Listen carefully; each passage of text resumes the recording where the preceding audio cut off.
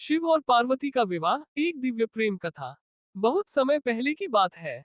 जब संसार की रचना प्रारंभ हुई थी, तब देवों और असुरों के बीच लगातार संघर्ष चल रहा था। तभी एक भयानक असुर उत्पन्न हुआ, तारकासुर। उसे ब्रह्मा जी से वरदान प्राप्त था कि उसे केवल भगवान शिव का पुत्र ही मार सकता है। पर समस्या ये थी कि भगवान शिव तप में लीन थे, संसार से विरक्त, बिना किसी मोह के। हबिस्क सुधर पर्वतराज हिमालय की कन्या पार्वती एक रूपवती, बुद्धिमती और भक्तिरस से भरपूर कन्या थी।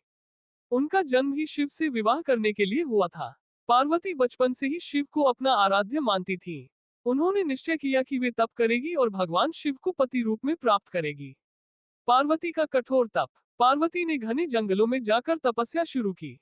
दिनों दिन नहीं, वर्षों तक उन्होंने कठिन तप किया, कभी केवल फल, कभी केवल पत्ते, और अंत में तो बिना अन्न जल के।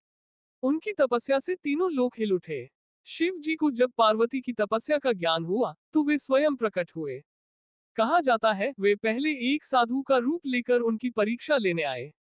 साधु ने पार्वती से पूछा, हे कन्या, तुम किसके लिए ये कठोर तप कर रही हो?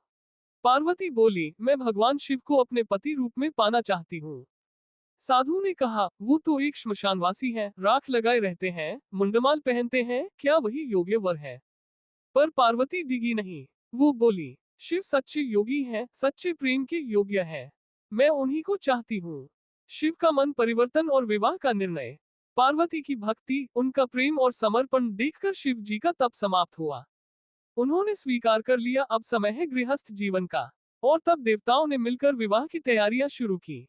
शिव पार्वती का भव्य विवाह। शिव जी का विवाह यात्रा अद्भुत था। उनके साथ आए उनके गण, भूत, प्रेत, योगी, नाग, अघोरी, ये कोई सामान्य बारात नहीं थी। देवी की माता मैना देवी जब यह बारात देखती हैं, तो घबरा जाती है। वो सोचती है, ये कैसे वर है?